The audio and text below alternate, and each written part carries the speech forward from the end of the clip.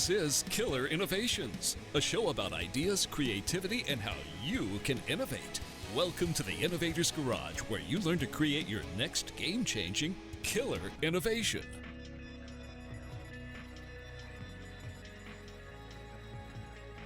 Welcome to Killer Innovations. I'm your host, Phil McKinney. We are back here in the studio, coming off of the road with a little bit of travel here most recently. Took out the mobile studio and went up north. So if you want to check out where we are in the mobile studio, you can head on over to Facebook. That's probably the best place. And I'm posting it on a dedicated page called the Innovators Studio. And what we do is we go out and travel around the country, and we're interviewing innovators that are doing innovations in non-traditional technologies, non-traditional industries, non-traditional areas in the strangest of places. We've done a couple of those shows. Probably the one most popular was my trip to Paducah, Kentucky, and Finn Gourmet Foods. If you have not heard that episode, go back over to killerinnovations.com, go through the archive, and have an opportunity to hear about, an innovation that is transforming the local economy in the most non-obvious industry, in this case, fishing in the rivers, but having a huge impact on people's lives there. So, with that, we're going to hop right into today's show. We've got a special guest, Tal Gur. Tal is the author of The Art of Fully Living. Now, Tal is a blogger. Some would refer to him as a lifestyle entrepreneur. He has spent a decade pursuing 100 major goals around the globe. Tal, thanks for joining us here at Killer Innovations. Thank you for inviting me. So, Tal, give us a little bit of background. When I took a look at your book and took a little bit of your background and history, there had to have been something early in your life that kind of motivated you to do what you're doing now. So give us a little bit of your backstory. Well, I lived a pretty kind of normal life in the sense that I, went to high school. Then I did my bachelor degree in computer science, actually.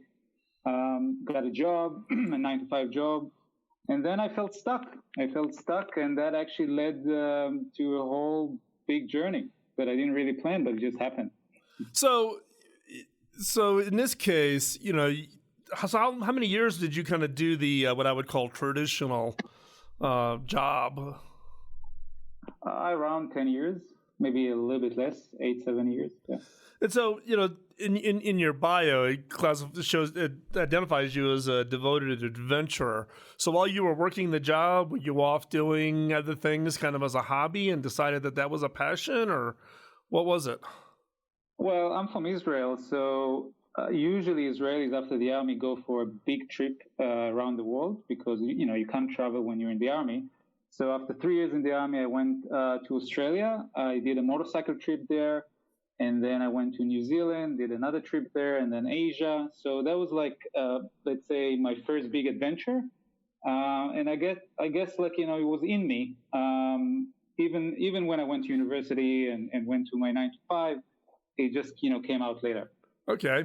It's interesting because I've got a number of friends, actually a friend of mine who's a senior executive at a company in Canada, and he does this. He says it's kind of his way to blow out the cobwebs, but he takes this trip from like Calgary out to the last tip island in Alaska, and he's gone for like 3 weeks, and he's by himself, and he uses that as kind of his way to be radically different from the 9-to-5, being stuck in an office behind a desk.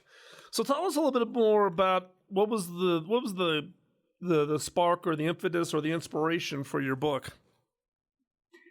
Well, the book kind of wanted to kind of write itself. I did like this big journey around the world, like 10 years, 100 life goals. And a lot of people kind of ask me, why don't you write a book? And to be honest, I had a little bit of limiting beliefs about my writing skills, about my English, and I kind of constantly postponed that.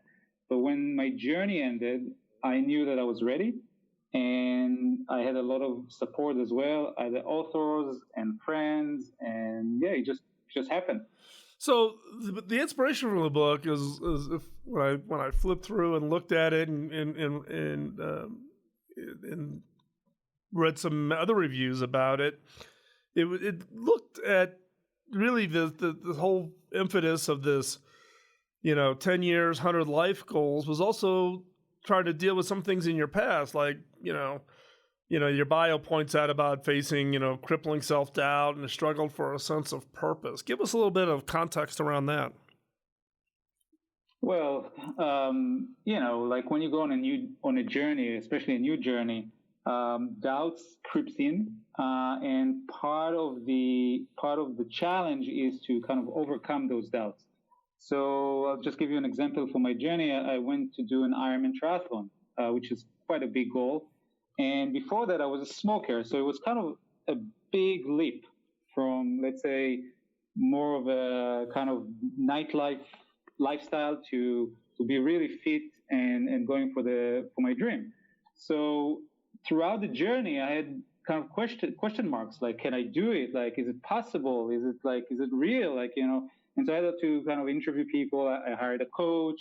I guess, like, that's basically the basis of the answer. Every big goal had its own challenge.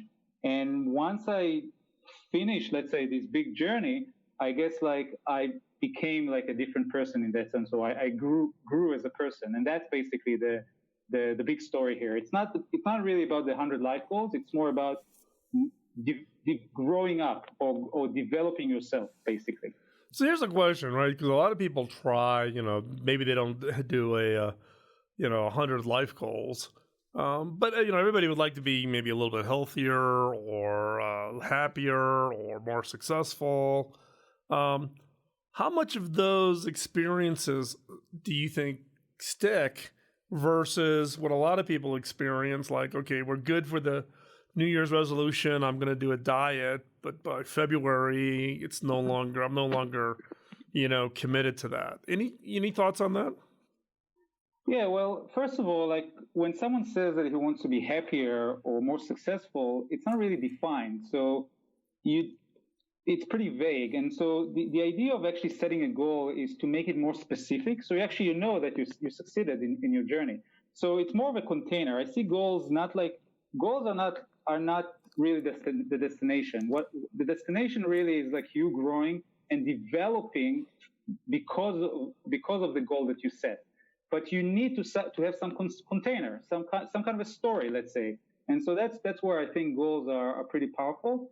The New Year's resolutions, I mean, again, it's nice, like, at the end of the year to set it. But from my experience and also statistics, like, they don't really work. I think 90% of people actually give up on their New Year's resolutions. So there's, that's actually, like, if you read the book, the book has a lot of the tactics and strategies to make sure your journey is successful.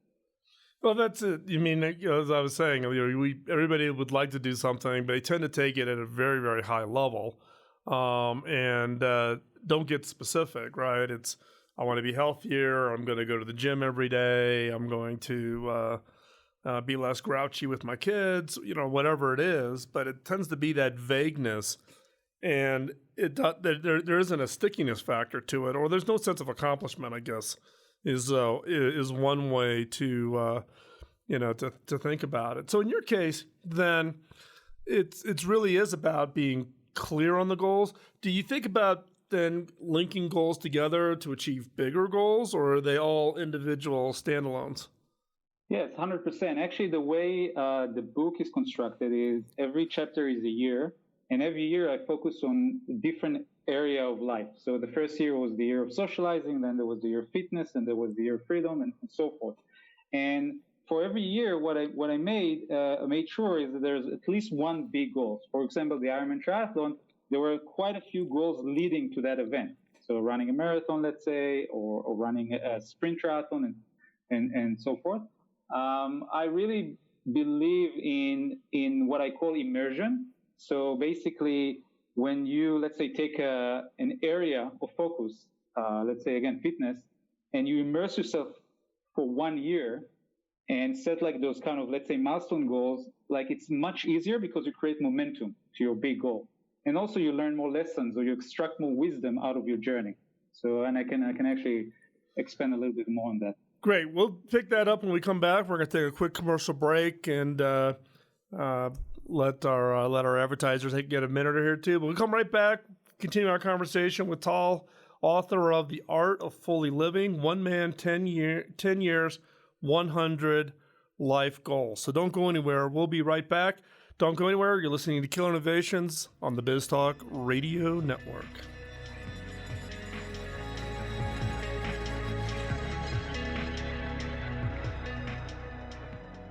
Welcome back to Killer Innovations. I'm your host, Phil McKinney. We're picking up our conversation with Tal Gur, author of The Art of Fully Living, 1 Man, 10 Years, 100 Life Goals.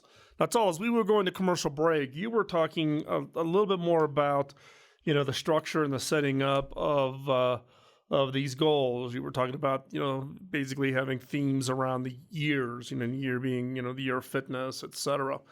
Were there any of those maybe years or goals within any specific years that kind of stand out as far as your memory of, like you've mentioned the Ironman? I couldn't even imagine, going after doing an Ironman competition. I'm the couch potato kind.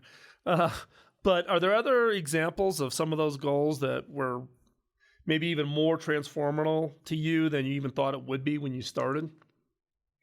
Well, to be honest, I think I was pretty surprised from year number 4. I called it the year of contribution. So just to give a little bit background, year number 3 was the year of freedom, where I basically set myself a goal to achieve financial independence and location independence. By the way I define financial independence is like passive income greater than your expenses. So you don't necessarily need to be a millionaire to achieve financial freedom. You just need passive income, again, that is greater than your expenses, and basically that frees you up. The reason I mention it is because once I achieved my financial freedom and started to travel the world, I thought, all right, great, I achieved the biggest dream I've ever had, and now I'll be happy. That's the dream. So I went to Brazil to the carnival and traveled all around Europe and did a lot of great stuff. But then something was missing. And what was missing, I realized later, I wasn't giving enough. I was just really focusing on my own success. And then actually because of that, I launched the Year of Contribution, where I really contributed and helped to other people, other businesses, and so forth. And so in this case, what you think may make you happy is not completely satisfying all the way through, right? It's an interesting point, right?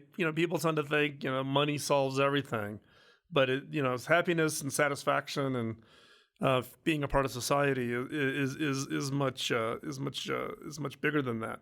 So in this case, the book is around 10 years, 100 life goals.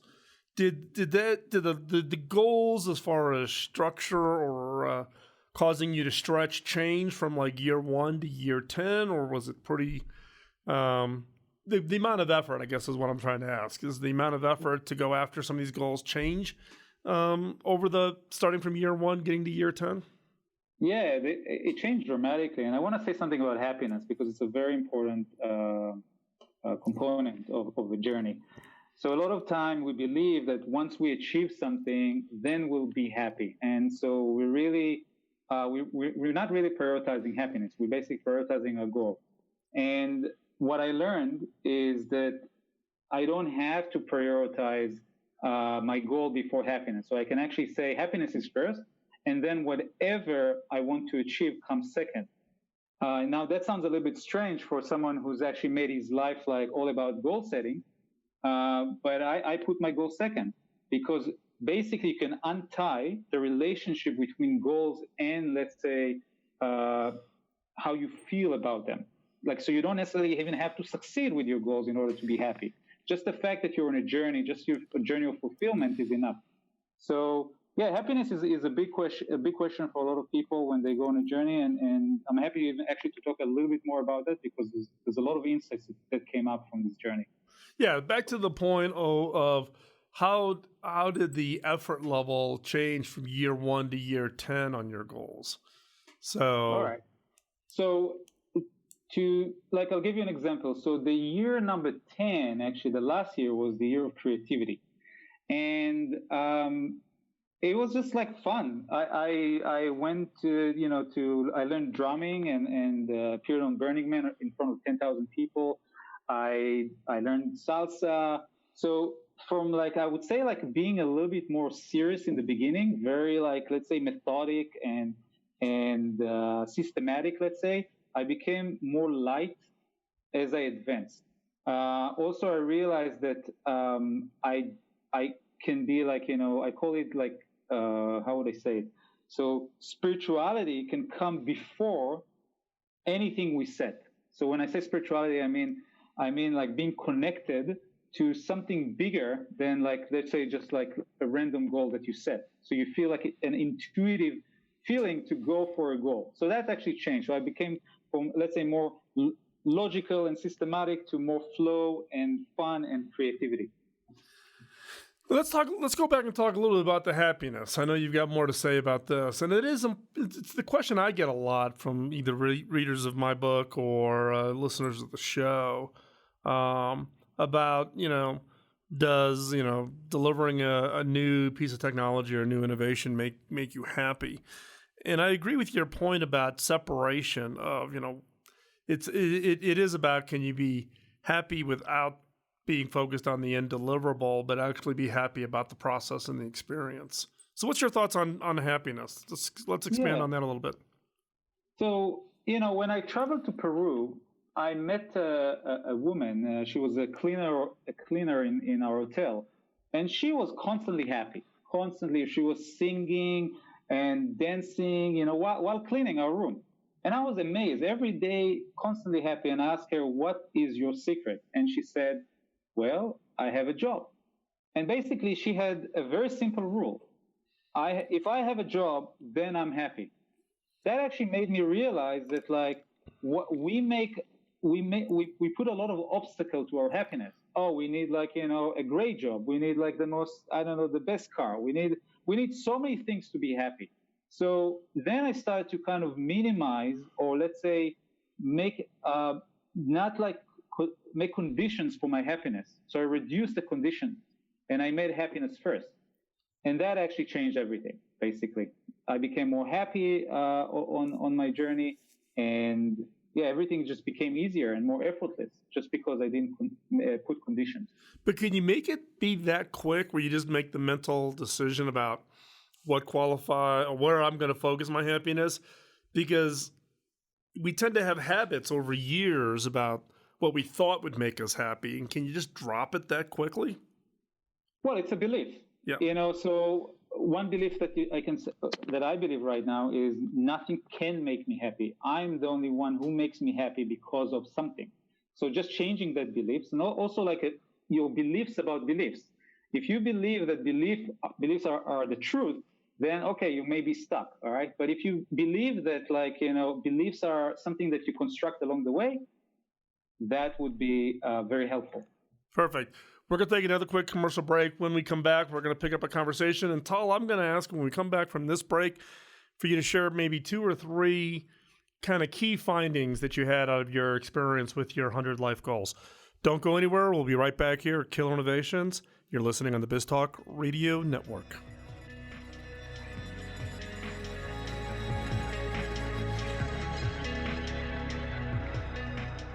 Welcome back to Killer Innovations. I'm your host, Phil McKinney. We're continuing our conversation with Tal Gur, author of The Art of Fully Living, One Man, 10 Years, 100 Life Goals.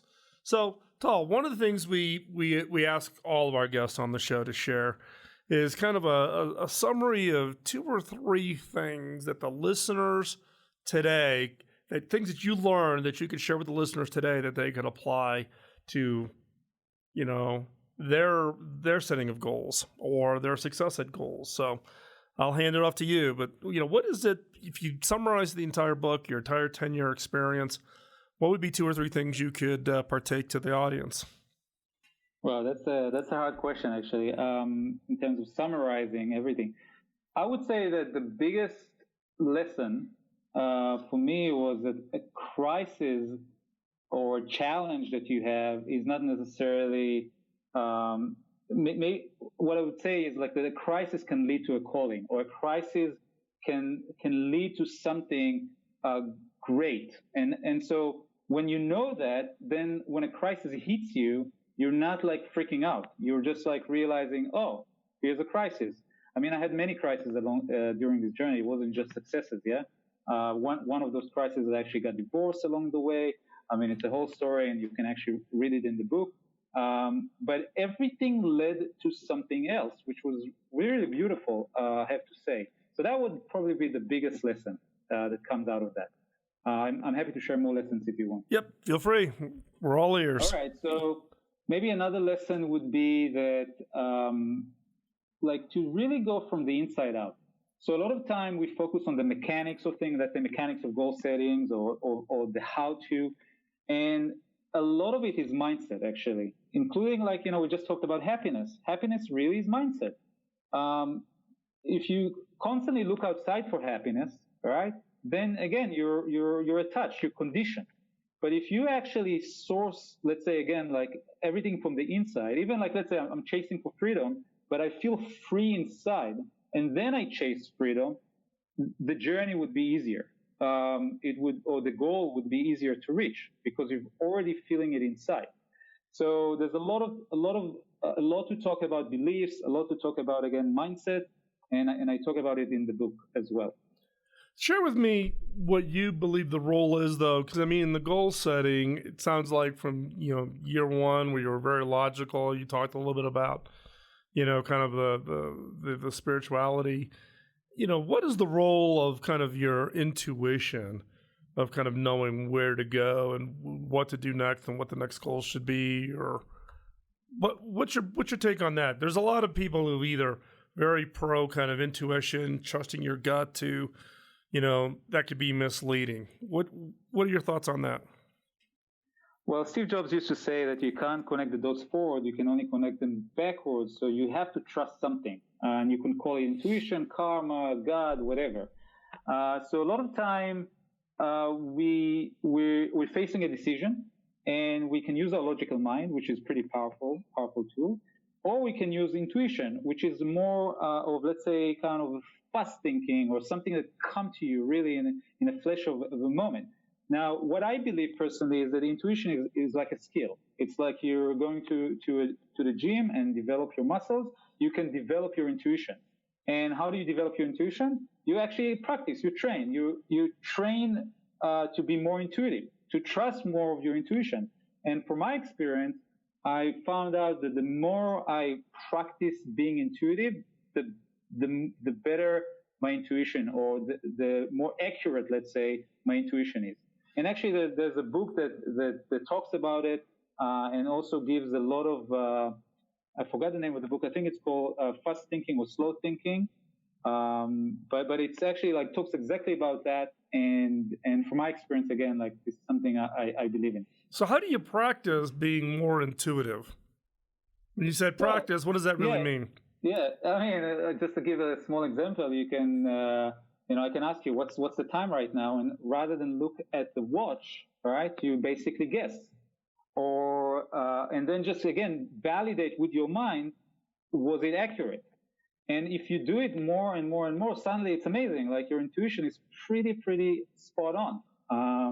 I believe that, again, my journey turned me to become more intuitive because I had to.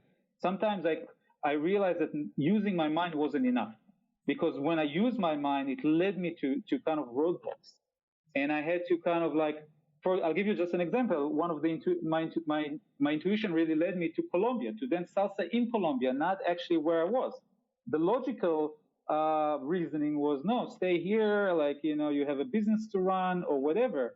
But my intuition told me Colombia. And when I went to Colombia, then a lot of things came up because of that. New people, new initiatives, and so forth. So I really believe in this kind of taking a leap of faith and jump sometimes.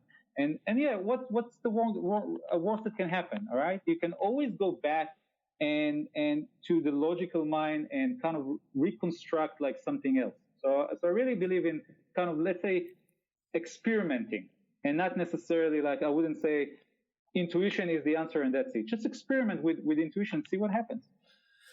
Well, that's an interesting point, because a lot of people are, it's the fear factor, right? That fear of failure. But if you don't try, you don't know, right? Yeah, the fear of failure is huge, all right? And I would say my biggest, again, advice would be to redefine failure. What is failure for you? For me, failure is not necessarily achieving or not achieving the goal. It's not trying or not going for it. That's failure for me. So, for example, right now I actually had an intuition to go to Tuscany. I don't even know what I have in Tuscany, but I just booked a ticket yesterday. It's crazy, yeah, but like a lot of things that I don't even know will happen just because I'm going to Tuscany. And so I feel like, I cannot fail because I've already went for it. You know what I mean? Like it doesn't matter what happens in Tuscany. So let me ask you, did you buy the ticket refundable? Yeah, well, yes, in some ways. It's not refundable, but like, I kind of rented on Airbnb, and Airbnb gives like, you can cancel. So, but I'm not going to cancel. I actually already told people to come. And so I already made a big deal out of that. And I think that's part of it also, telling people, right? It's like they tell you when with weight loss, tell your friends, that what your target is, and they'll ask you every time you're out for Friday night drinks or whatever, how you're doing on your goal, right? It's it's that commitment thing. So, hey, Tal, if people want to follow and keep track of your adventures, where's the best place for them to keep track of what you're up to? Well, I have a blog. The blog is fullylived.com, or you can just Google my name, Tal Gur. And also, I think like the book is a pretty good introduction, and you can find it on Amazon. So it's on Amazon. Is it available for audiobook too, or? Yes, audiobook, paperback, and Kindle. Perfect.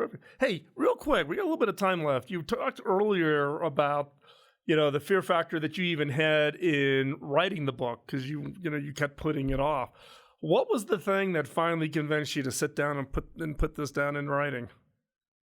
Well, there were a lot of synchronicities in terms of this book, and at some point I couldn't ignore that. All right, I couldn't ignore like the amount of people coming, and it just felt also a good, just kind of to close the chapter. It's 10 years, a big journey. So I felt like if I write this book, I can breathe and go into the next journey, which is not another 100 life goals, or it's not really around goal setting or anything. But I really felt like closing a chapter. What happened also was that I really strengthened my beliefs in myself, in my ability to produce a really good book.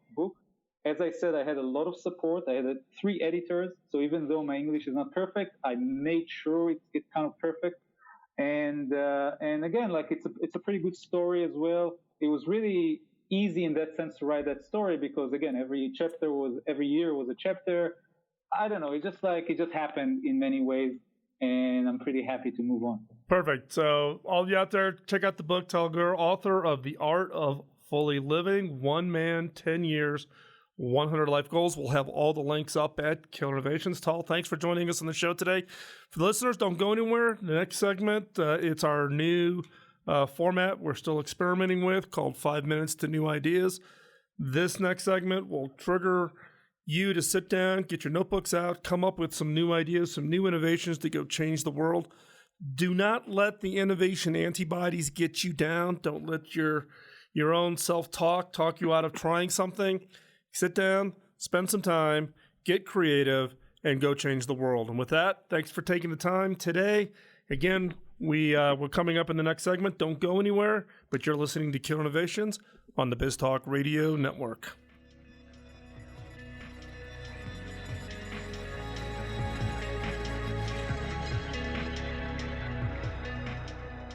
This segment of the show is what I call 5 Minutes to New Ideas, designed for the creative mind looking for that next great idea. Each episode will challenge you to think differently about yourself, your business, and your product and services by asking unique, funny, and sometimes crazy questions. These questions are designed to force you to look beyond the obvious and to uncover ideas and opportunities you never before considered. So get out your notebook and be ready to uncover that game-changing idea. Here is 5 Minutes to New Ideas.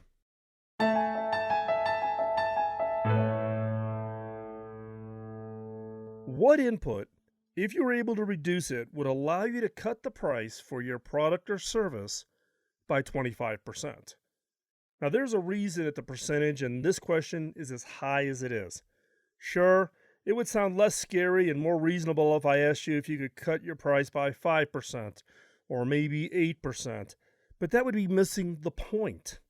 If you want to potentially be game-changing moves to get ahead of your competition, you need to make big savings and do something bold to get to that leader of the pack position. The best place to find these kinds of savings is in your biggest input cost. Don't settle for parity. Look for those things that are as necessary evil in your business and see if you can turn them into a competitive advantage instead. If you and your competitors have the same basic cost structure and you can slash yours by a major innovation, well, you get the picture. You need to continually look at ways to drastically lower the price of your product, because if you don't, it's possible that your competitors will. If you've ever driven in India, you've probably had some alarming near-death encounters with the brightly painted Tata trucks that fill the highways. They are huge, and rather than using their braking system, they rely on their horns to get other cars out of the way. About 8 years ago, Tata decided to enter the passenger vehicle market, despite the logistical difficulties of making the leap from manufacturing trucks to lightweight single-family cars. The car they came up with, the Nano, uses a 2-cylinder engine and much less sheet metal than a comparable vehicle. Its trunk can hold one small bag, and it lacks a passenger side mirror. In other words, anything that is not strictly necessary to fulfill the mission of getting a family from point A to point B has been cut out of this product. They are currently selling a car priced at under $2,000 in the Indian market. The cars have some issues. They are small, slow, and seem prone to catching on fire at inopportune times. Still, Tata is coming to the U.S. market, and despite some production setbacks in India, it clearly has ambitions to succeed here. If they do, it will radically change the nature of the domestic car industry. Would you buy your kid a $13,000 starter car if a similar model were $5,000 cheaper? U.S. car companies have an opinion about who their customer is and what their customers expect to get from and to pay for when it comes to a car. And this could prove very dangerous for Detroit if Tata figures out how to connect with U.S. drivers and start making meaningful sales. If U.S. car companies are going to defend themselves against hungry, aggressive competitors like Tata and their Chinese equivalents, they need to be careful, very careful. These companies have no assumptions or expectations about how they might sell their cars in the United States, nor do they have a history of hitting certain price points or any expectations that a car is only worth selling if it brings a certain amount of profit. They have different philosophies of what a car needs to be in order to satisfy their customer. What if the U.S. customer starts to agree with them? Look at the history of unrest in the Middle East and the resulting upswing in oil prices. Suppose things got worse, not better. A company that knows how to use minimal materials and resources to build ultra-cheap, ultra-fuel-efficient cars and isn't afraid to charge rock-bottom prices for them is going to have a huge advantage in the U.S. marketplace. It will take a cognitive sidestep for Detroit to respond to ultra-cheap imports from the third world. Hopefully, you are willing to take that kind of a sidestep both to develop your product and to ensure you aren't leaving any gaps for a competitor to sneak some kind of game changer into the marketplace. So ask yourself, what input, if reduced, would allow me to cut the price by 25%? Now, if you're able to achieve this objective, then raise it.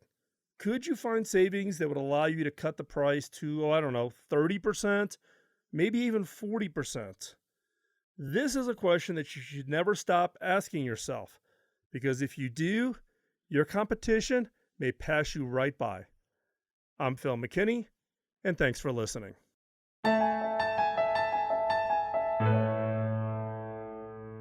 Thanks for taking the time out of your busy schedule to join in. If you have any comments or suggestions, drop me a note at phil@killerinnovations.com. Beyond this show, I write about my personal experiences of being in the innovation game for the last 2 decades. Topics include innovation, creativity, culture, team building, metrics, frustrations, leadership, and how to win. You can find that content over at philmckinney.com. You can also find out information about my book, Beyond the Obvious, including extensive excerpts over at beyondtheobvious.com. You can find hardcover, digital, and audio versions of my book on Amazon or wherever you get your books from. Now, the reason I started this show back in 2005 was to pay back my early mentor. My first mentor, Bob Davis, invested an immense amount of time in training and coaching me, which had a major impact on my career.